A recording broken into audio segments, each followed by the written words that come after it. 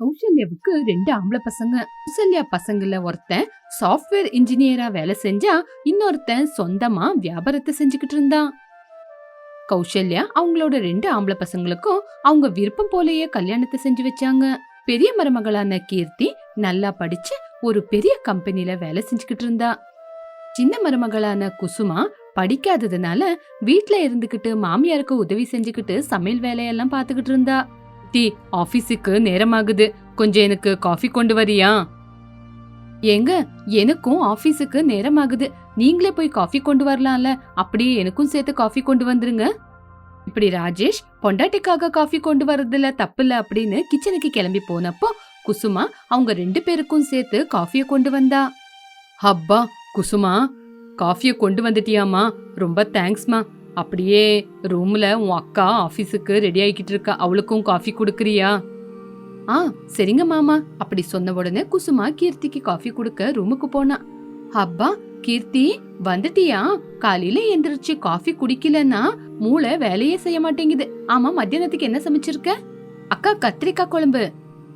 ஓ அப்படியா? கத்திரிக்காய் குழம்பு கூட வெண்டைக்காய் பொரியல், கூட்டு, அப்படியே அப்பளம், பருப்பு சாம்பார் இதெல்லாமே செஞ்சிடு. ஏன்னா இதெல்லாம் என்னோட ரொம்ப ஃபேவரேட்.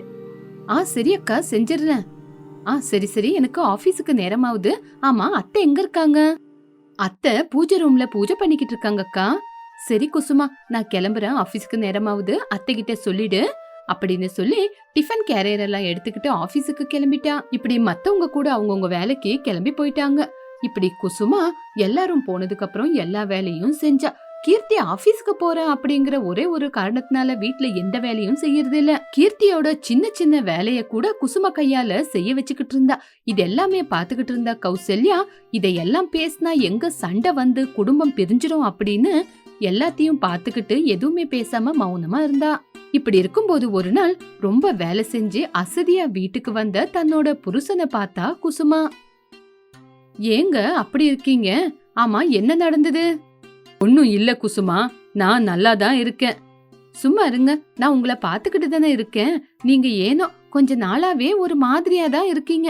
நானும் உங்களை கவனிச்சுக்கிட்டு தான் இருக்கேன். சொல்லுங்க, என்னங்க நடந்தது? நான் என்னன்னு சொல்றது, நான் ரொம்பவே மோசம் போயிட்டேன். நான் ரொம்ப நம்பிக்கையா நம்பியிருந்த என்னோட ஃப்ரெண்டு எனக்கு துரோகம் பண்ணிட்டு எல்லாத்தையும் தூக்கிக்கிட்டு ஓடி போயிட்டான். நான் காசெல்லாம் இழந்துட்டு நடு ரோட்ல இப்போ கடங்காரனா நிக்கிறேன். என்ன வியாபாரம் செய்யறதுன்னு கூட தெரியல. மொத்த கடன் இப்போ என் தலைமையில தான் இருக்கு. எப்படி இதை தீக்கிறதுன்னு எனக்கு நினைச்சாலே ரொம்ப பயமா இருக்கு. என்னங்க சொல்றீங்க? நீங்க சொல்றது பார்த்தா என்னால நம்பவே முடியலையே. இத்தனை நாளா இவ்ளோ நடந்துகிட்டு இருந்து கூட நீங்க ஏங்க இந்த விஷயத்த என்கிட்ட சொல்லவே இல்ல? ஏங்க? எப்படி குசுமா இந்த விஷயத்தெல்லாம் நான் உங்ககிட்ட சொல்ல முடியும்? எல்லாத்தையும் இழந்துட்டேன். என் ஃப்ரெண்டு என்ன ஏமாத்திட்டு போவான்னு நான் என்ன கனவா கண்டேன்? அப்பா அம்மா எனக்கு முதல்ல இருந்தே சொல்லிக்கிட்டு இருந்தாங்க, அண்ணன் மாதிரி நீயும் ஏதாவது வேலைக்கு போன்னு. நான் தான் பிசினஸ் பண்றேன்னு இறங்குனேன். அப்பா அம்மா எனக்கு வேண்டாம் வேண்டான்னு எவ்வளவு தூரம் எடுத்து சொன்னாலும் நான் தான் அவங்க பேச்சையே கேட்காம வியாபாரத்தை செஞ்சே ஆவேன்னு புடிவாதத்தோட இந்த வியாபாரத்தை ஆரம்பிச்சேன். இதுல நஷ்டம் ஆயிருக்கேன்னு அவங்க கிட்ட நான் எப்படி சொல்றது? அவங்க பேச்ச கேட்காம போனதுக்கு இப்ப நான் கடங்காரனா நடு ரோட்ல நிக்கிறேன். இந்த பிரச்சனையில இருந்து எப்படி தப்பிக்கிறதுன்னே தெரியல குசுமா. இப்படி விஷயத்த சொல்லி ரொம்ப கஷ்டப்பட்டான். புருஷனோட கஷ்டத்தை பார்க்க முடியாத குசுமா புருஷனுக்கு சமாதானம் சொல்லி அவனுக்கு தைரியத்தை கொடுத்து வீட்டுல இருக்கிறவங்களெல்லாம் கூப்பிட்டு எல்லாருக்கிட்டையும் விவரமா எடுத்து சொன்னான். நான் நினைச்சேன் ஒரு நாள் இல்ல ஒரு நாள் இப்படிதான் நடக்கும்னு நான் நினைச்சேன். ஆமா, ராகேஷுக்கு எந்த ஒரு எக்ஸ்பீரியன்ஸும் இல்லாம எப்படி வியாபாரத்தை ஆரம்பிச்சாரு? இப்ப பாத்தீங்களா என்ன நடந்ததுன்னு? ஆமாமா, தம்பி கொஞ்சம் கூட எக்ஸ்பீரியன்ஸே இல்லாம இந்த வேலைய ஆரம்பிச்சதே பெரிய தப்பு. அவன் வியாபாரத்தை ஆரம்பிக்கிறேன் அப்படின்னு உங்ககிட்ட சொல்லும்போது நீங்க வேண்டாம் அப்படின்னு அவனுக்கு சொல்லி கொடுத்துருக்கணும். அதை விட்டுட்டு நீங்களும் ஒத்துக்கிட்டீங்க. நாளைக்கு கடங்காரங்க வீட்டாண்ட வந்தா யாரு பதில் சொல்றது? கடங்காரங்க வந்தா நம்ம என்னங்க பண்ண முடியும்? யாராவது இங்க கேட்க வந்தா அப்ப சொல்றேன் நான் அவங்களுக்கு. இங்க பாருங்க அத்தை, நான் இப்படி சொல்றேன்னு நீங்க தப்பா நினைச்சுக்காதீங்க. உங்களுக்கு இருக்கிற அந்த கொஞ்ச சொத்தை சின்ன பையன் ரொம்ப கஷ்டத்தோட இருக்கான் அப்படின்னு அவன் பேர்லயே எழுதி வச்சா அதுக்கப்புறம் நான் சும்மா இருக்க மாட்டேன். அது மட்டும் இல்ல, அடிக்கடிக்கு வீட்டாண்ட கடங்காரங்க வந்து வந்து எங்க மரியாதையை எடுத்துக்கிட்டே இருந்தா அதையும் பாத்துக்கிட்டு சும்மா இருக்க மாட்டேன். அது என்னம்மா கீர்த்தி அப்படி பேசிக்கிட்டு இருக்க? நம்ம சின்னவன் இப்பவே ரொம்ப கஷ்டத்துல இருக்கான். அவன் கஷ்டத்துல இருக்கும்போது அவன் கஷ்டத்துக்கு நம்ம உதவி செய்யணுமே தவிர அவன் கஷ்டத்தை இன்னும் அதிகமாக்குற மாதிரி இந்த நேரத்துல இப்படி பேசுறது தப்பு இல்லையாமா? ஐயோ அத்தை, சமாதானமா பேசணும்னா பரவாயில்லையே, சமாதானமா பேசிட்டு போலாம். ஆனா கடன்காரங்க வந்து சண்டை பிரச்சனை அப்படின்னு வந்து நின்னா யாரத்த அவங்களுக்கு காசு குடுக்கறது? இங்க பாருங்க அத்தை, இதெல்லாம் எதுக்கு? நாங்க மரியாதையா வேலை செஞ்சுக்கிட்டு ஒழுங்கா வாழ்றோம். எங்களுக்கு இந்த வீட்ல மரியாதை இருக்கணும்னா யாரும் வர்றதுக்கு முன்னாடி இங்க இருந்து கிளம்பி போனா நல்லது. இந்த வார்த்தையை கேட்ட உடனே வீட்ல இருக்கிறவங்க எல்லாம் ஷாக் ஆயிட்டாங்க. இந்த குடும்பம் பிரிஞ்சு போயிடுச்சுன்னா மாமியார் சமாதானமா இருக்க மாட்டாங்கன்னு உடனே சின்ன மருமக குசுமா, ஐயோ அக்கா, நீங்க இந்த வீட்டை விட்டு வெளியே போக வேண்டிய அவசியம் இல்ல. ஏன்னா கடன்காரங்க வந்தா நானும் என் புருஷனும் கடனை நிதானமா தீக்கிறோம் அப்படின்னு அவங்க கிட்ட சொல்றோம். அதனால நீங்க இங்கே இருங்க. என்னது, கடனை நீ தீக்கிறியா? ஆமா, கடனை நீ தீக்கிற மாதிரி என்ன படிச்சிருக்க? உனக்கு ஒரு எழுத்து கூட வராதே. இப்படி இருக்கும்போது கலெக்டர் வேலையா செஞ்சுட்டு இந்த கடன் எல்லாம் தீக்க போற நீ? இப்படி கீர்த்தி குசுமாவை கேவலப்படுத்தி பேசும்போது குசுமா ரொம்பவே கவலைப்பட்டுக்கிட்டு, அக்கா, நாங்களும் இந்த வீட்ல கௌரவமா தான்க்கா வாழ்றோம். அதனால கூழோ கஞ்சியோ ஏதோ ஒண்ணு குடிச்சுக்கிட்டு எங்க கடனை நாங்களே தீர்த்துக்குவோம். ஆனா நீங்க மட்டும் எங்களை இவ்ளோ கேவலப்படுத்தி எங்களை அசிங்கப்படுத்தி பேசாதீங்கக்கா, ரொம்ப கஷ்டமா இருக்கு. ஆமா ஆமா, கையில ஒரு நயா பைசா இல்லனா கூட இந்த ஒரு திமிருக்கெல்லாம் குறைச்சல் இல்ல. அப்படி சொல்லி கீர்த்தி அங்கிருந்து கிளம்பி அவளோட ரூமுக்கு போயிட்டா. அவளோட புருஷன் கூட அவ பின்னாடியே போயிட்டா. மறுநாள் எப்பவும் போல கீர்த்தி அவளோட ஆபீஸுக்கு வேலைக்கு போனா. அங்க போய் பார்த்தா குசுமா அவ உக்கார்ற டேபிள தொடச்சுக்கிட்டு இருந்த. அதை பார்த்து அவ ஷாக் ஆயிட்டா. கீர்த்தி குசுமாவை பார்த்து கோவமா அவ கிட்ட போய் பார்க்கலாம் அப்படின்னு போன உடனே குசுமா அக்கான்னு கூப்பிட வந்தா. அத பார்த்து கீர்த்தி முறைச்ச உடனே அவளும் சைலண்ட் ஆயிட்டா. குசுமா கிட்ட போய் நிதானமா, சீ, நீயா இங்க வந்த? இங்க வந்து என் மரியாதையை எடுக்கலான்னு பாக்குறியா? நம்ம 2 பேரும் ஒரே வீட்டு மருமகன்னு இங்க யாருக்காவது தெரிஞ்சா யாராவது எனக்கு மரியாதை கொடுப்பாங்களா? ஏன் இங்க வந்த? இங்க பாருங்க மேடம், நான் என்னோட கஷ்டத்துக்காக வேலைக்கு வந்திருக்கேன். என் வீட்ல இருக்கிறவங்க வேணா பணக்காரங்களா இருக்கலாம், ஆனா நான் பணக்காரி இல்ல. நான் கஷ்டப்பட்டாதான் சம்பாதிக்க முடியும். நீங்களும் நானும் ஒரே இடத்துல வேலை செஞ்சாலும் நீங்க முதலாளியாவும் நான் இங்க வேலைக்காரியாவும் வேலை செய்யறமே தவிர நீங்க என்னோட அக்காவும் கிடையாது, நான் உங்க தங்கச்சியும் கிடையாது. இங்க நம்ம 2 பேரும் வேற வேறதான். அவங்கவுங்க வேலைய பாத்துக்கிட்டு போனா எல்லாருக்கும் நல்லது. அவங்கவுங்க வேலைய பாத்துக்கிட்டு போலாமா? இப்படி அங்க இருக்கிற டேபிள், செவுரு, கிளாஸ் அப்படின்னு தொடச்சுக்கிட்டு எல்லாருக்கும் டீ காஃபி போட்டு கொடுத்துக்கிட்டு வேலை செஞ்சா குசுமா. கீர்த்திக்கு குசுமா அங்க வேலை செய்யறது கொஞ்சம் கூட பிடிக்கவே இல்ல. அதே கோவத்தோட வீட்டுக்கு கிளம்பி வந்தா. அவளோட பின்னாடி குசுமா கூட வந்தா. கீர்த்தி வந்த உடனே தன்னோட மாமியார்கிட்ட போய், அத்தை, என்னத்தை இது, என்னோட மரியாதையை எடுக்கணும் அப்படின்னு கங்கணம் கட்டிக்கிட்டு அலையறீங்களா? அந்த குசுமா கூட என்னோட ஆபீஸ்லயே வேலை செய்யறா. அத்தை, இதுல என்னுடைய தப்பு எதுவுமே இல்ல. அக்கா அங்க வேலை செய்யறாங்கன்னு எனக்கு தெரியவே தெரியாது. இருந்தாலும் எனக்கு தெரிஞ்சவங்க சொன்னாங்க அப்படின்னு தான் நான் அந்த வேலைக்கு போனேன். எனக்கு கிடைச்ச இந்த வேலைய நான் எதுனாலையும் விட மாட்டேன். எனக்கு இந்த வேலை ரொம்ப முக்கியம். ஓ, அப்படின்னா என்ன வேலையை விட்டு நிக்க சொல்றியா? இங்க பாருங்க அக்கா, நான் அந்த மாதிரி எல்லாம் சொல்ல வரல. நம்ம இந்த வீட்ல மட்டும்தான் ஒரே வீட்டு மருமகங்க. அதே ஆபீஸுக்கு போனா நீங்க யாரோ நான் யாரோ. அப்படி சொல்லி அங்கிருந்து கிளம்பி போயிட்டா. தன்னோட மாமியார கோவமா பார்த்து அங்கிருந்து கிளம்பி போயிட்டா. எப்பவுமே குசுமா ஆபீஸுக்கு வந்து வேலை செஞ்சுக்கிட்டு இருந்தா. இவளை பார்த்த கீர்த்திக்கு எங்க இவ எல்லார்கிட்டயும் நாங்க 2 பேரும் ஒரே வீட்டு மருமகன்னு சொல்லிடுவாளோன்னு பயந்துகிட்டே இருந்தா. குசுமா மேல இருக்கிற கோவத்தால கீர்த்தி அவ இஷ்டப்படி நடக்க ஆரம்பிச்சா. குசுமா, வாங்க, என்னோட ஸ்லிப்பர்ல டஸ்ட் ஒட்டி இருக்கு, ஒரு துணி எடுத்துட்டு வந்து தொடச்சு விடு அப்படின்னு குசுமா சொன்ன உடனே கீர்த்தி அத பத்தி யோசிச்சு கவலைப்படாம ஒரு துணிய கொண்டு வந்து கீர்த்தியோட செருப்பை தொடச்சுக்கிட்டு இருந்தா. என்ன இவ்வளவு நிதானமா தொடிக்கிற? உன்ன மாதிரி ஆளுங்க இந்த மாதிரி வேலைக்கு எதுக்காக வராங்கன்னு தெரியல. கொஞ்சம் கூட இந்த மாதிரி ஆளுங்களுக்கெல்லாம் காமன் சென்ஸ் அப்படிங்கறதே இல்ல. இங்க பாரு, சீக்கிரமா கிளீனா நீட்டா தொடச்சு விடு. ஆ, சரி மேடம். கீர்த்தி குசுமாவை பார்த்து இப்படி சொன்ன உடனே எல்லாரும் குசுமாவை பார்த்து ஜோரா சிரிச்சாங்க. அத பத்தி கவலைப்படாம குசுமாவை பாட்டுக்கு வேலையை செஞ்சா. அப்படி ராகேஷ் கூட ஒரு நல்ல வேலையில ஜாயின் பண்ணா. 2 பேரும் கஷ்டப்பட்டு வேலை செஞ்சு கொஞ்ச நாள்லயே கடன் எல்லாம் அடிச்சிட்டாங்க. இப்படி குசுமா ராகேஷ பிசினஸ்ல ஏமாத்தி ஓடி போன அவனோட ஃப்ரெண்ட புடிச்சு போலீஸுங்க லாக்அப்ல வச்சுட்டாங்க. ராஜேஷ் இழந்த காசும் மறுபடியும் வந்துச்சு. இத பார்த்து எல்லாரும் சந்தோஷப்பட்டாங்க. குசுமா, உங்க கஷ்டம் எல்லாம் போய் நீங்க நல்ல நிலைமைக்கு வருவீங்கன்னு எனக்கு தெரியும். இப்ப பாத்தீங்களா, நீங்க நல்ல நிலைமைக்கு வந்திருக்கீங்க. இப்படி கீர்த்தி இல்லாத பொல்லாத நாடகம் நடிச்சா. ஆமாக்கா, இனிமே எங்களுக்கு நடக்கிறதெல்லாம் நல்லதே நடக்கும் அப்படின்னு சொன்னா குசுமா. மறுநாள் எப்பவும் போல கீர்த்தி ஆபீஸுக்கு கிளம்பி போனா. அப்போ ஆபீஸ்ல யாரோ சீனியர் ஆபீசர் வராங்க அப்படின்னு சொல்லிக்கிட்டு இருந்தாங்க. நேரம் பார்த்து கீர்த்தி புது ஆபீசர் யாரோ வந்திருக்காங்க, அவங்க கிட்ட நல்ல பேரு வாங்கி ப்ரமோஷன் கேட்கலாம் அப்படின்னு உள்ள போனா. சரின்னு சொல்லி குசுமா சேம்பருக்குள்ள போய் பார்த்து ஆச்சரியப்பட்டா. ஏன்னா அங்க உக்காந்து இருந்தது குசுமா. என்ன மேடம், என்ன பார்த்து ஆச்சரியப்படுறீங்க? சாரி, இப்பவாவது அக்கா அப்படின்னு கூப்பிடலாமா? ஏன்னா இன்னைக்கு நம்மளோட சம்பந்தங்க வெளியே சொன்னா உங்களோட கௌரவம் உங்களை விட்டு போகாதுன்னு நினைக்கிறேன். நீங்க செஞ்ச அவமானம் எனக்கு ஒரு விதமா நல்லதுதான் நடந்திருக்கு. நீங்க எல்லாம் எனக்கு பண்ண அவமானத்தினால நான் ஹையர் ஸ்டடி செஞ்சே ஆகணும் அப்படின்னு இதோ படிச்சு இப்ப இந்த சீட்ல உட்காந்துருக்கேன் அப்படின்னு குசுமா சொன்ன உடனே கீர்த்திக்கு அந்த ஆச்சரியத்துல விக்கலே வந்துருச்சு.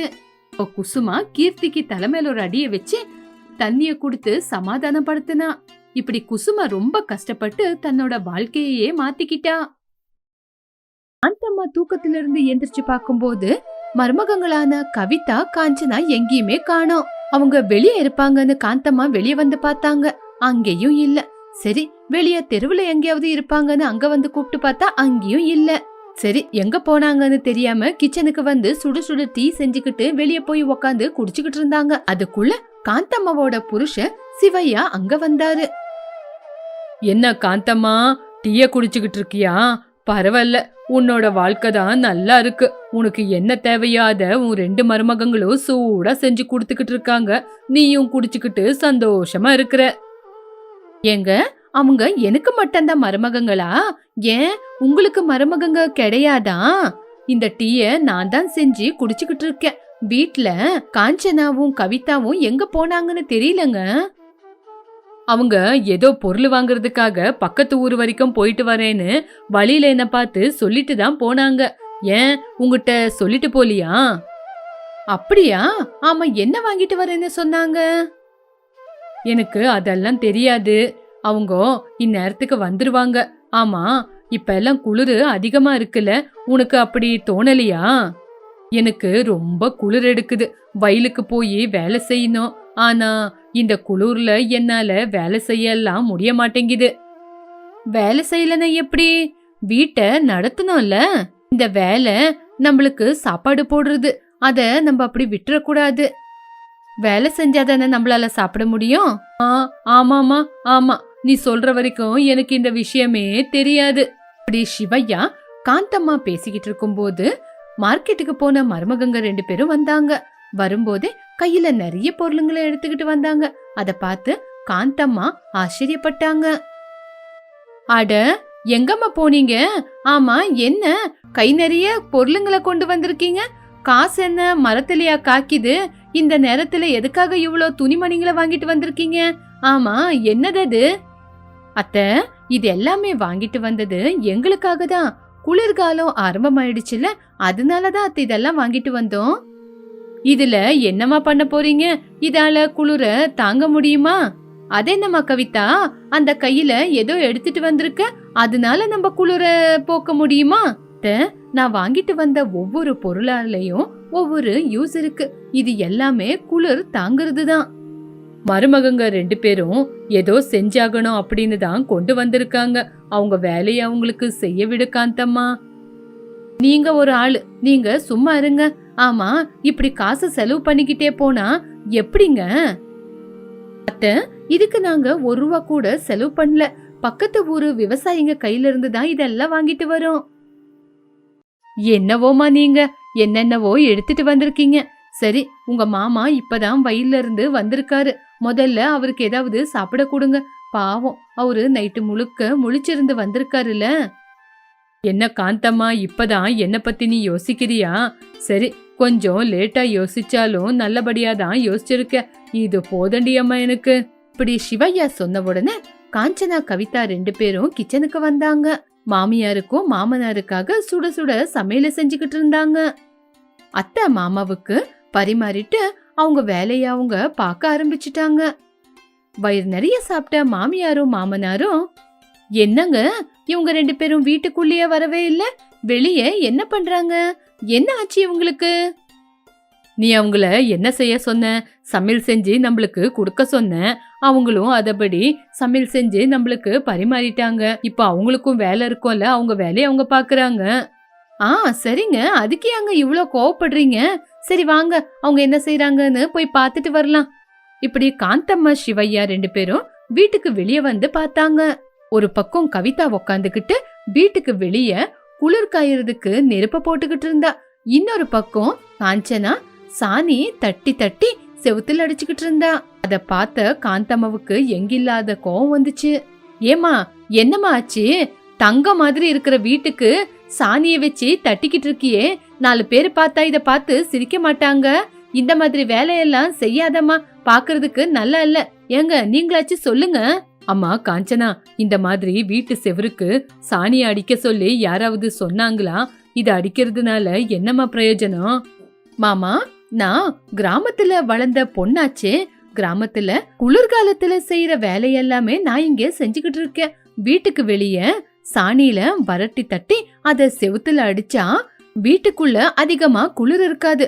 அது மட்டும் இல்ல மாமா, இது காஞ்சதுக்கு அப்புறம் இத தூக்கி கடாசுறது வேண்டாம். இதனால நம்ம அடுப்ப கூட பத்த வைக்கலாம். அந்த புகைனால வீட்டுக்கு எந்த கெடுதலும் வராது. சாயங்காலமானா உங்களுக்கு அதிகமா குளிர் எடுக்கும்ல, அதனாலதான் உங்களுக்கு குளிர் காயறதுக்காக இந்த மாதிரி நெருப்ப போட்டு உங்களுக்கு குளிராம நீங்க குளிர் காயணும் அப்படின்னு தான் இது எல்லாமே செஞ்சுக்கிட்டு இருக்கோம் அத்தை. இந்த தீய வீட்டுக்குள்ள கூட வைக்கலாம். இதனால வீடு முழுக்க நல்ல சூடாவே இருக்கும். ஆஹா, நீங்க எவ்வளவு புத்திசாலித்தனமா யோசிச்சிருக்கீங்க. பாத்தியா காந்தம்மா, மருமகங்க 2 பேரும் நம்ம குளிர்ல கஷ்டப்படக்கூடாது அப்படின்னு குளிர்காலம் ஆரம்பிக்கிறதுக்கு முதல்லயே நம்மளுக்கு எவ்வளோ தேவையான வேலைங்களை செய்யறாங்க. நம்மளுக்கு நல்ல மருமகங்க கிடைச்சிருக்காங்க. அப்படி சொன்ன உடனே காந்தம்மாவுக்கு என்ன பேசுறது அப்படின்னே தெரியல. மூஞ்ச திருப்பிக்கிட்டு அங்கிருந்து கிளம்பி போயிட்டாங்க. இந்த பக்கம் சிவையா மட்டும் தன்னோட மருமகங்களை பாராட்டுனாங்க. சபாஷம்மா, நீங்க குளிருக்கு நாங்க கஷ்டப்படக்கூடாதுன்னு என்னென்னமோ செய்தீங்க. உங்க அத்தைய பத்தி கவலைப்படாதீங்க. அவளும் இதெல்லாம் பார்த்து பார்த்து அதுக்கப்புறம் சரியாயிடுவா. மாமா, அத்தை எதுக்காக இவ்ளோ கோவமா இருக்காங்க? ஆமா, என்ன ஆச்சு? எதுவுமே பேசாம மௌனமா கிளம்பி போயிட்டாங்களே, என்னாச்சு மாமா? இங்க பாருங்கம்மா, ஒரு பொம்பளை மனசுக்குள்ள என்ன இருக்குன்னு இன்னொரு ஆம்பளைக்கு தெரியாது. அதே ஆம்பளை மனசுக்குள்ள என்ன இருக்குன்னு ஆம்பளைக்கு தெரிஞ்சிடும். ஆம்பளைங்க மனசுக்குள்ள இருக்கிறது எப்பவுமே ரகசியம்தான். உங்க அத்தை ஏன் இப்படி பண்றான்னு எனக்கு தெரியாதுங்கம்மா. நீங்க போய் உங்களோட வேலையை பாருங்க. நான் போய் உங்க அத்தைய பார்த்து பேசிட்டு வந்துடுறேன். அப்படி சொல்லி சிவையா அவங்களோட ரூமுக்கு போனாங்க. ரூம்ல போய் பார்த்தா காந்தம்மா ரொம்ப கோவமாவே இருந்தாங்க. காந்தம்மா சிவையாவை பார்த்து, என்ன மருமகங்க 2 பேரையும் தலைமையில தூக்கி வச்சு ஆடுறீங்க? ஏண்டி அப்படி சொல்ற? அவங்க செய்யற வேலைக்கு அவங்கள தலைமையில தூக்கி வச்சு கொண்டாடினா என்ன தப்பு? அவங்க 2 பேரும் நல்ல விஷயத்த தானே செய்யறாங்க. இதே வேலைய உன்னோட பொண்ணோ புள்ளையோ செஞ்சிருந்தா இந்நேரத்துக்கு அவங்கள தலைமையில தூக்கி வச்சு கொண்டாடி இருக்க மாட்டியா? மருமகங்கன்னா இப்படி செய்தியா? சரி, இப்ப என்ன பண்ண சொல்றீங்க? போய் அவங்கள பேசவே, அவங்கள தலைமையில தூக்கி வச்சு கொண்டாடணும்னு நான் ஒன்னும் உன்னை கேட்கல. ஆனா அவங்க செஞ்ச வேலைக்கு கொஞ்சமாவது அவங்கள பாராட்டலாம்ல. சிவையாவோட வார்த்தையை கேட்டு காஞ்சனக்குள்ள மாற்றம் உருவாச்சு. அதுக்கப்புறம் மருமகங்களை பார்த்து பேசலாம் அப்படின்னு கிளம்பி போனாங்க. பார்த்தா கவிதா ஆடுல இருந்து அதோட முடிய எடுத்துக்கிட்டு இருந்தா. அத பார்த்த காந்தம்மா, அம்மா காஞ்சனா, என்னம்மா என்ன செஞ்சுக்கிட்டு இருக்க? அத்தை, இந்த மாதிரி ஆடுங்களோட முடியால தான் ஸ்வெட்டர் எல்லாம் செய்யறாங்க. நாங்களும் அதை எடுத்து ஸ்வெட்டர் செய்யலான்னு பாக்குறோம். இதனால உங்களுக்கு குளிர் இருக்காது அத்தை. அத்தை, சாயங்கால நேரத்துல இந்த தொப்பிய தலைக்கு போட்டுக்குங்க. இத கம்பளி தொப்பின்னு சொல்லுவாங்க. இது ரொம்ப சூடா இருக்கும். ஆஹா, நீங்க 2 பேரும் எல்லாமே செஞ்சுக்கிட்டு இருக்கீங்க. உங்களை பார்த்தா எனக்கு ரொம்ப சந்தோஷமா இருக்குமா. இந்த குளிர்காலத்துல இத்தனை வருஷமா சரியா தூக்கமே வராது. தூக்கம் வராம ரொம்பவே கஷ்டப்பட்டுக்கிட்டு இருப்ப. அது மட்டும் இல்லாம மூச்சு திணறலும் அதிகமாவே இருக்கும் இந்த குளிருக்கு. நீங்க 2 பேரும் எனக்காக இவ்ளோ செய்றீங்க. இதெல்லாம் பார்க்கும்போது குளிருக்கு எதுக்காக பயப்படணும் அப்படின்னு தோணுது. நீங்க 2 பேரும் எனக்கு கடிச்ச 2 வைரங்கம்மா நீங்க. அப்பப்பா, மருமகங்க அப்படின்னா இவ்வளோ இஷ்டம். ஆனா இத்தனை நாளா மௌனமா இருந்தியா காந்தா? நீங்க சும்மா இருக்கீங்களா? என்னோட மருமகங்க என்னோட இஷ்டம். இப்படி சாயங்காலம் வரைக்கும் சந்தோஷமா பேசிக்கிட்டு கவிதாவும் காஞ்சனாவும் வேலையை செஞ்சுக்கிட்டு இருந்தாங்க. இப்படி 2-3 நாள் ஆச்சு. ஊருக்குள்ள பனி அதிகமாச்சு. எல்லாரும் வீட்லயும் இருமல், சளி, ஜுரம்னு அதிகமாச்சு. ஆனா காந்தம்மா வீட்ல மட்டும் எதுவுமே நடக்கல. அந்த ஊரு பெரிய மனுஷனான ராம்பாபு காந்தம்மா வீட்டுக்கு வந்தாரு. அம்மா காந்தம்மா, ஊருக்குள்ள எல்லாரும் காய்ச்சல், இருமல், சளின்னு கஷ்டப்படுறாங்க. ஆனா உங்களுக்கு மட்டும் எந்த பிரச்சனையும் இல்ல.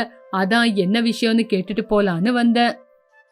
இங்க பாருங்க, இத பத்தி உங்ககிட்ட நிறைய விஷயத்த பேசணும். ஆனா கொஞ்ச நேரம் உட்காருங்க, பேசலாம். அம்மா காஞ்சனா, இவருக்கு சூப்ப கொண்டு வந்து கொடுங்கம்மா.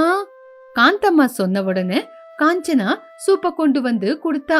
ராம்பாபு அந்த சூப்ப குடிச்ச உடனேயே, இந்த சூப்பு ரொம்ப நல்லா இருக்குமா, இதுதானா உங்களை எந்த நோய் நொடி வராம காப்பாத்துது. மட்டும் இல்ல, நிறைய ஏற்பாடுங்களை காஞ்சனா கவிதா தான் செஞ்சுக்கிட்டு இருக்காங்க.